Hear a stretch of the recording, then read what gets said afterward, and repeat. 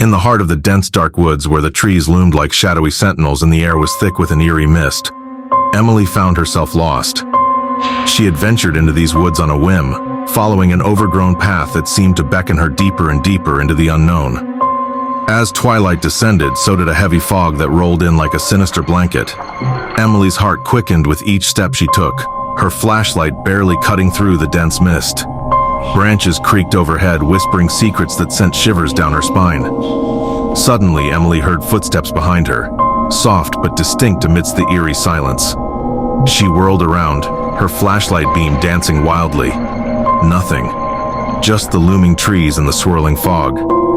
Heart pounding, she quickened her pace, trying to shake off the growing sense of unease. The path seemed to twist and turn without rhyme or reason, leading her deeper into the labyrinth of shadows. The fog grew thicker, swallowing the trees and the ground, making it impossible to see more than a few feet ahead. Panic clawed at Emily's chest as she realized she had no idea which way was out.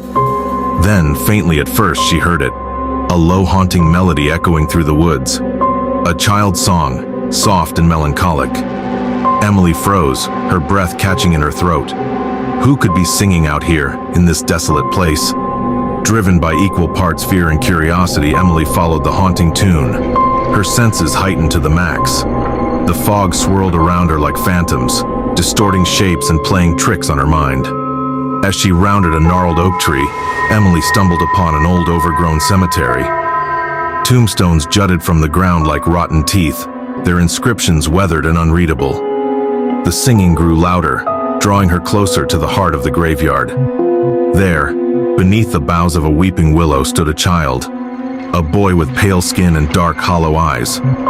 He sang softly, an ancient lullaby that sent chills down Emily's spine. She tried to speak, to ask for help, but her voice caught in her throat. The boy turned to face her, his gaze piercing through the fog.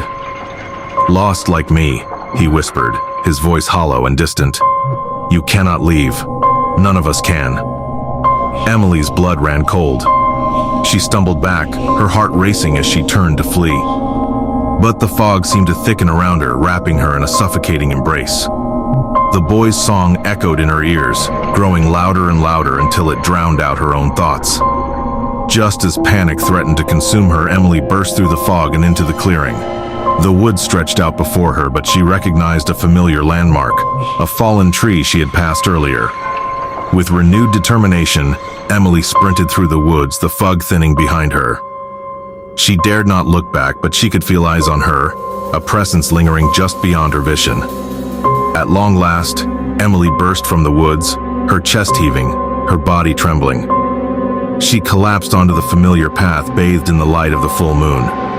But as she glanced back one final time, she saw the fog creeping at the forest's edge, a dark and malevolent entity waiting patiently for its next victim.